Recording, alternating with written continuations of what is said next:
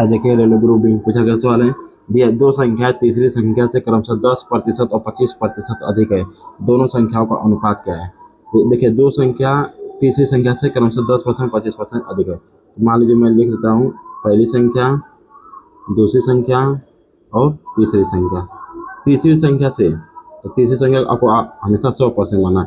तीसरी संख्या से 10% यानी 100 में 10 जोड़े तो 110% हो जाएगा अनुपात। फिर दूसरी संख्या 25% यानी 100, तीसरी संख्या 100 है तो दूसरी संख्या कितना हो जाएगी 125%। ठीक, फिर क्या दोनों संख्याओं का अनुपात, तो पहली संख्या अनुपात दूसरी संख्या, तो पहली संख्या का अनुपात 110 है और दूसरी संख्या का अनुपात 125 है। काट दीजिए 5 से, 5 गुना के 10, 5 गुना के 10, फिर 5 से काटे 5 गुना के 10, फिर कितना हो जाए 2, 5 बचे 25, तो 22:25। तो ये आपका सही जवाब हो जाएगा ऑप्शन नंबर ए।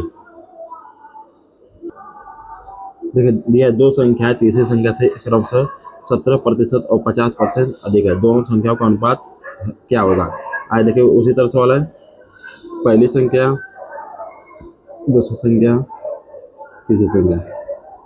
दो संख्या तीसरी संख्या से, तो तीसरी संख्या आप हमेशा 100% मानना है। तीसरी संख्या 17%, तो 117% हो जाएगा अनुपात। और जो दूसरी संख्या 50% अधिक है, यानी तीसरी से 50% अधिक है, तो तीसरी अपने आप में 100% है, तो 50% अधिक रही तो 150%। क्या पूछा, दोनों संख्याओं का अनुपात, यानी पहली संख्या और दूसरी संख्या। तो पहली संख्या का अनुपात है 117 और दूसरी संख्या का अनुपात है 150। ठीक, तो 3 से काटेंगे, 3 त्रिके 9, 2 बचेगा 27, 3 9 27, 3 5 15, 0 से 0, 39:50। आपका सही जवाब हो जाएगा ऑप्शन नंबर ए। देखिए दिया है, राजीव के वेतन में 40% की कमी की गई और फिर 50% की वृद्धि की गई, नया वेतन उसके आरंभिक वेतन से कितना कम है। देखिए पहले 40% का कमी हुआ, तो 40% का फ्रैक्शन वैल्यू 2/5, और फिर उसके बाद 50% वृद्धि, तो 50% का वृद्धि मतलब 1/2। तो देखिए पहले 40% फ्रैक्शन वैल्यू कितना होता है 2/5, तो 5 से 2 कम हो गया तो कितना हो गया 3। फिर उसी तरह 50% वृद्धि हुई, तो पहले वेतन 2 था, अब 1 बढ़ गया तो कितना हो गया 3 हो गया। देखिए पहले वेतन कितना था 5 गुना के 10, अब कितना हो गया 3 त्रिके 9।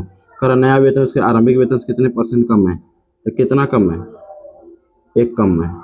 1 कम है, किससे कम है 10 से कम है। प्रतिशत बनाने के लिए 100 से गुणा, 10 से कम 10, 10 10 में 100, तो 10% की क्या हो गई कमी हो गई। यही आपका आंसर हो जाएगा ऑप्शन नंबर ए।